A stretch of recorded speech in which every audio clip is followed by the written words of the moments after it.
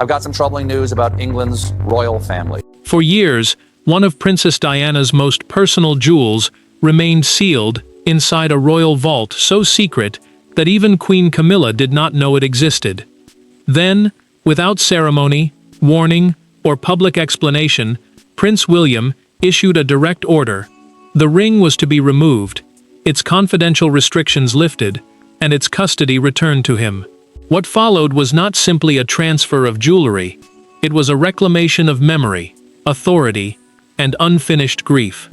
Before we go deeper into what this really means for the royal family, make sure to subscribe so you don't miss a single update. William entered the Windsor office, carrying a signed authorization prepared before anyone could delay him. The document gave him power to reclaim the ring from a restricted royal vault, a protected chamber used for sensitive family possessions and accessible only to the sovereign, the heir, and one appointed custodian. This was not Diana's famous sapphire engagement ring. It was a smaller diamond and sapphire piece she wore during private family moments, including afternoons when she held her eldest son's hand and tried to shield him from the strain surrounding their home. The prince opened a narrow archival folder and found a photograph of his mother wearing it. He stared at the image, closed his eyes, and told the keeper, it should never have been hidden from her sons. His voice remained controlled, but the pain beneath it was unmistakable. He had traced old entries, consulted confidential records, and chosen the moment carefully, because the ring was tied not to royal rank, but to memories no palace official had the right to bury. Camilla received the news in her private room and froze.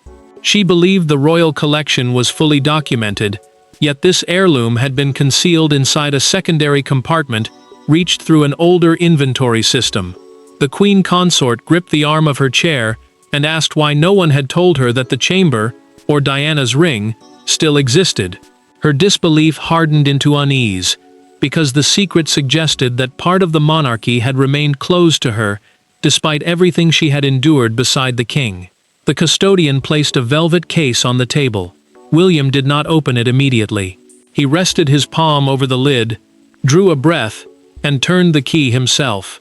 Inside lay the ring, but beneath the velvet lining he found something else, a folded inventory note bearing Diana's name, a date, and a handwritten instruction that appeared to explain why the jewel had been hidden. But before William could understand why his mother's ring had disappeared into secrecy, he had to face the people whose lives and positions would be shaken by its return.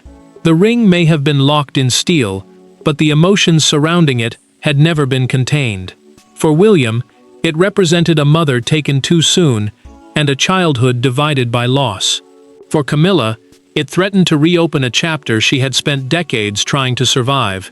And for King Charles, the sudden return of Diana's memory forced him into the most painful position of all, between his wife, his heir, and a past the monarchy had never truly escaped. Catherine found William sitting alone with the velvet case beside him, untouched, since he had carried it away from the vault. She had seen that expression before, the stillness he used whenever grief became too heavy to explain.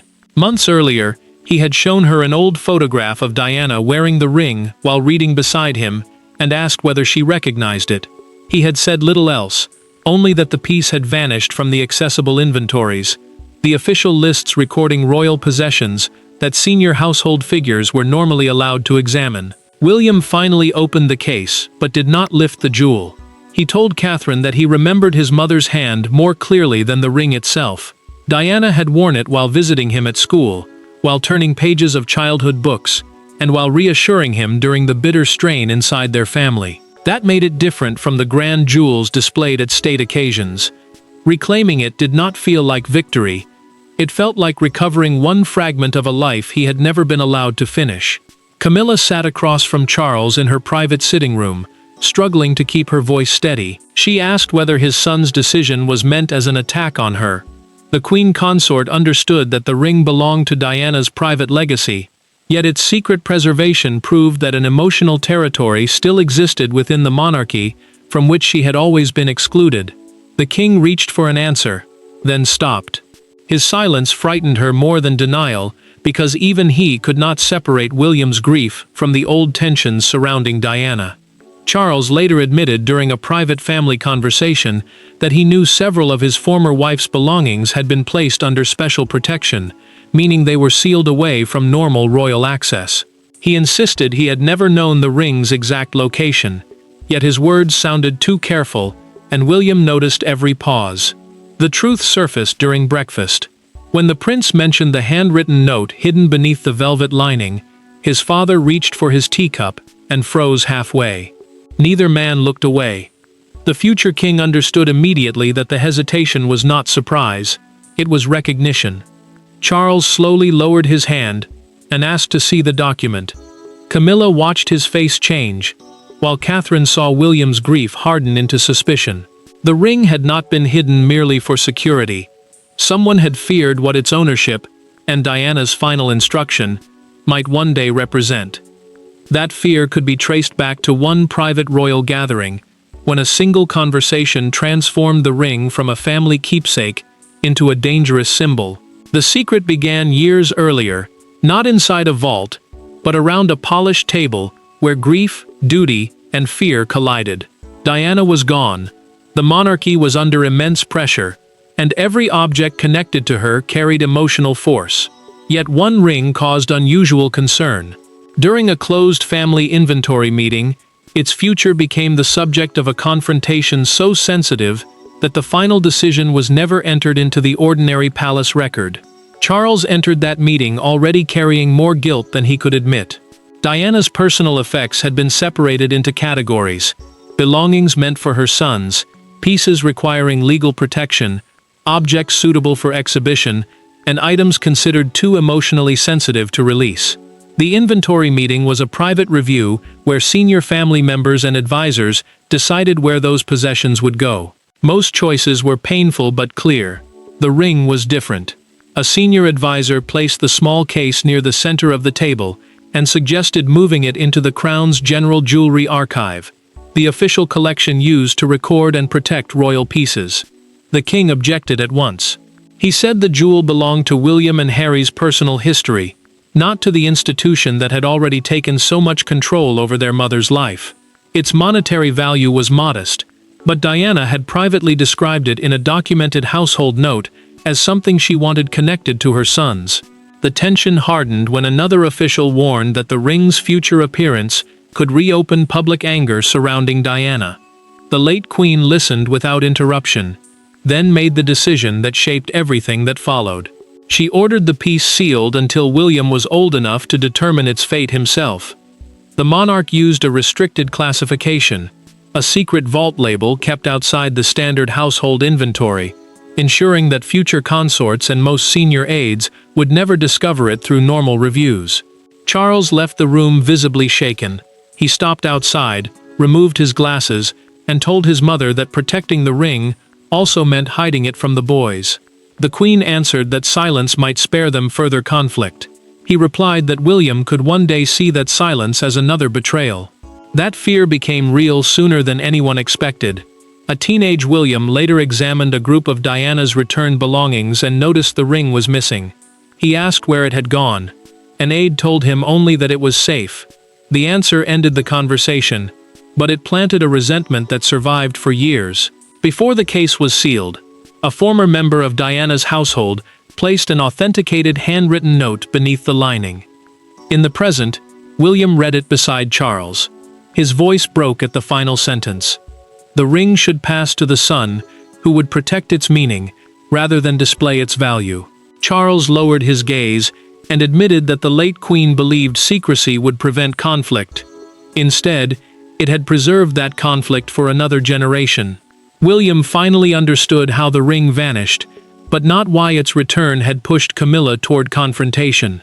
By evening, the hidden history had reached Camilla, and she was no longer willing to discuss Diana's ring through closed doors, intermediaries, or carefully worded palace messages. There were no secretaries in the room, no communications advisors, and no prepared statements to soften what followed. Camilla entered believing she deserved an explanation. William entered carrying the ring in its sealed case. Between them stood decades of grief, suspicion, survival, and royal restraint. What began as a discussion over an undisclosed jewel quickly became something far more dangerous, an argument over who had the right to define Diana's place inside the monarchy. Camilla had demanded the meeting after learning that William used his authority as heir to reclaim an object excluded from inventories she had reviewed as queen. Those inventories were the official records used to track royal possessions, their ownership, and their security. To her, the hidden ring was not merely a secret. It was proof that part of the institution she served still operated beyond her reach. The queen consort viewed that exclusion as both a personal humiliation and a challenge to the position she had spent years defending.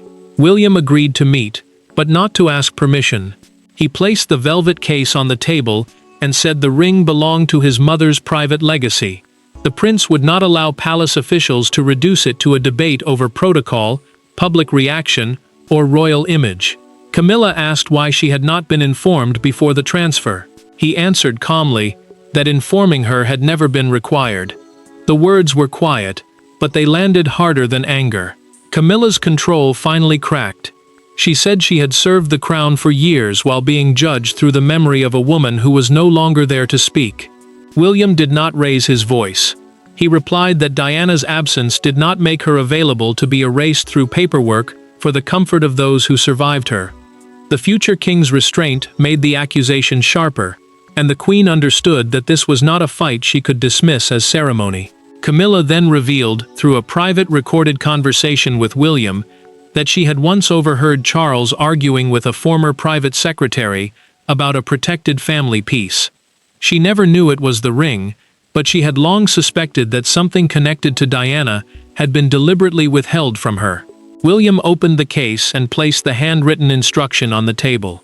She read the line stating that meaning must be protected before value was displayed, and her expression changed. Camilla pushed back her chair and asked whether he believed she would have taken the ring. William answered, "No. I believe the palace might have made it disappear again." She stared at him, then closed the velvet case without replying.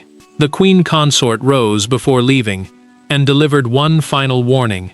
William might possess the jewel, but only Charles could decide whether its transfer remained a private family act or became an official royal precedent, a formal decision capable of shaping future claims. The dispute had moved beyond grief and into power, placing King Charles before a decision that would reveal who truly controlled the monarchy's most sensitive inheritance. At the center of the crisis sat one unsigned page. If Charles approved the transfer, William's custody of the ring would become permanent and protected from future challenge. If he refused, the jewel could be returned to secrecy, reopening the wound between father and son. The king had faced constitutional documents, state decisions, and family scandals, but this signature demanded something more personal. He had to decide whether preserving peace meant defending the past or finally releasing it.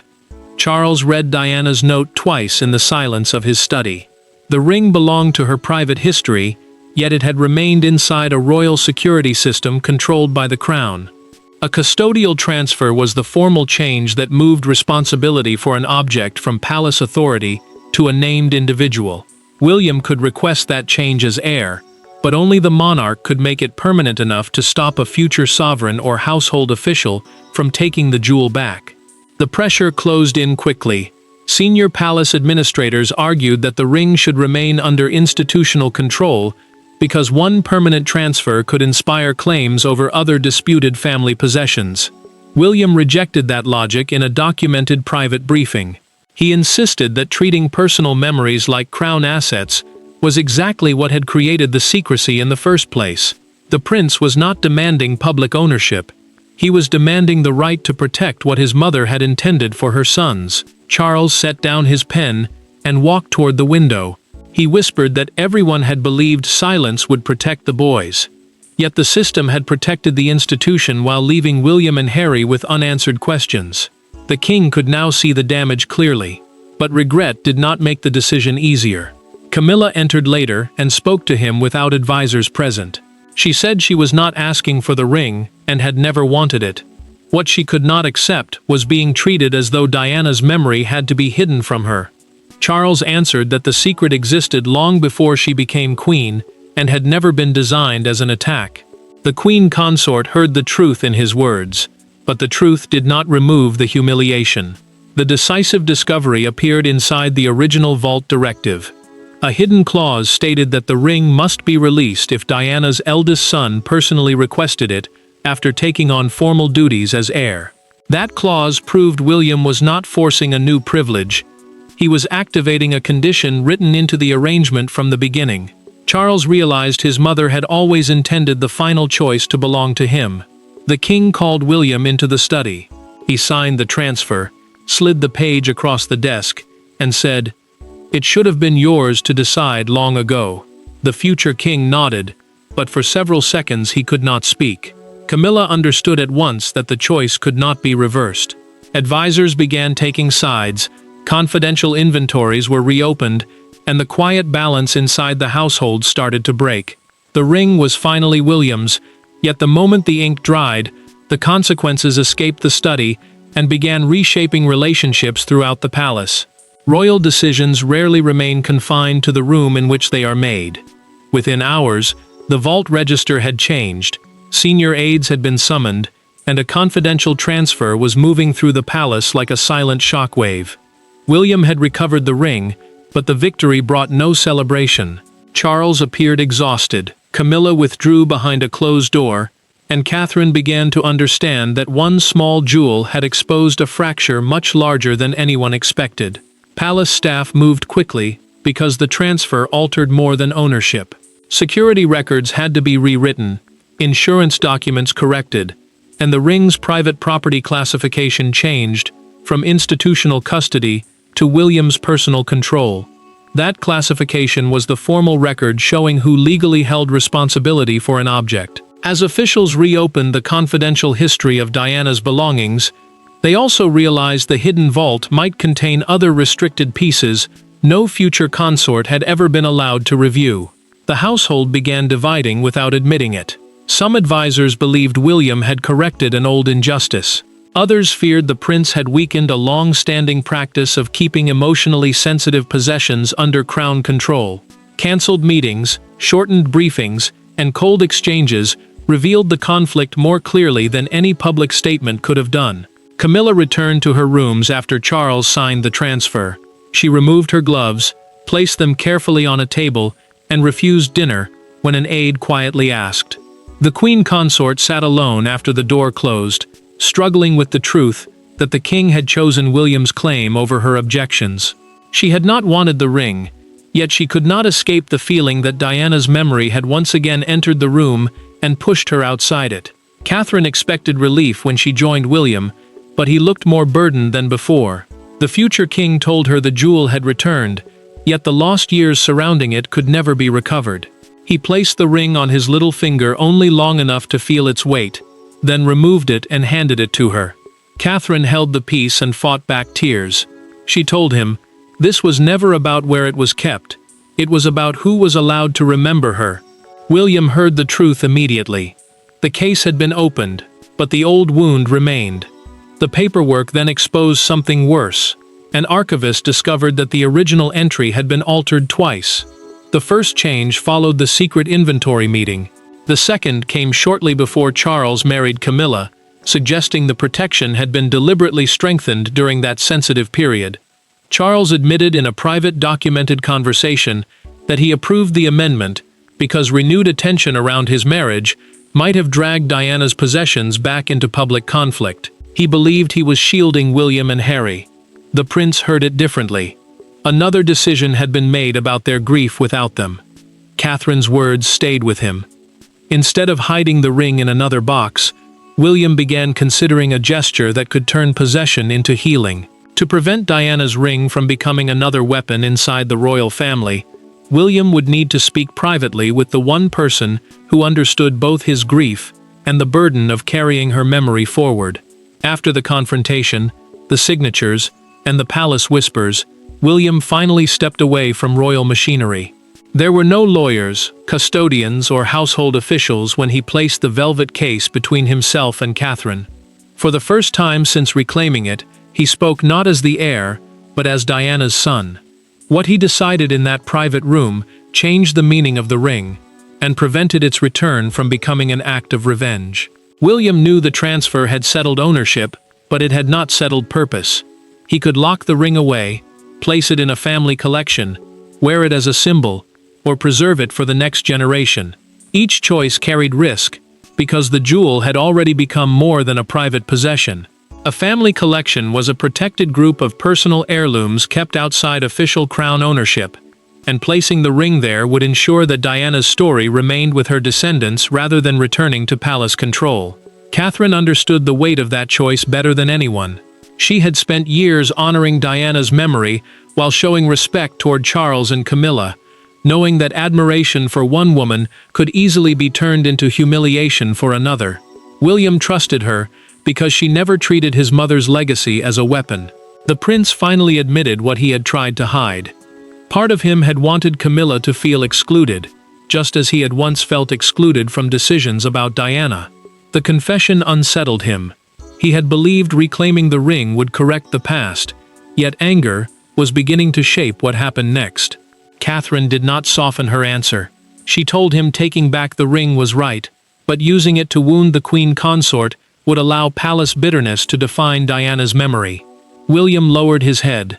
Possession had given him authority, but it had not delivered the justice or peace he expected. The future king made his decision. The ring would not be worn as a trophy or displayed during the controversy. He would keep it in his personal care, then pass it through the family, with Diana's note and the complete truth about its disappearance. No secrecy, no rewritten history. William also prepared a handwritten message for Charles. He thanked his father for signing the transfer and promised the jewel would remain a family memory, not a challenge to the king or queen. The note turned an act of defiance into a boundary set with dignity. William opened the case, took Catherine's hand, and placed the ring briefly in her palm. He asked her to help ensure their children inherited the story without resentment. She closed her fingers around it and promised they would know Diana as a person, not merely an image. The promise steadied him. But by morning, the secret had escaped. What had begun as a silent family reckoning was about to become a national moment, forcing the world to decide whether William's act represented defiance, devotion, or long-delayed justice. At dawn, the secret escaped. Britain awoke not to a routine palace announcement, but to the return of a symbol most people never knew had vanished. Within minutes, broadcasters were revisiting Diana's life. Newspapers were questioning the hidden vault, and crowds were gathering outside royal gates. Yet one image captured the national mood more powerfully than every headline: William leaving Windsor, with the velvet case held close against his coat.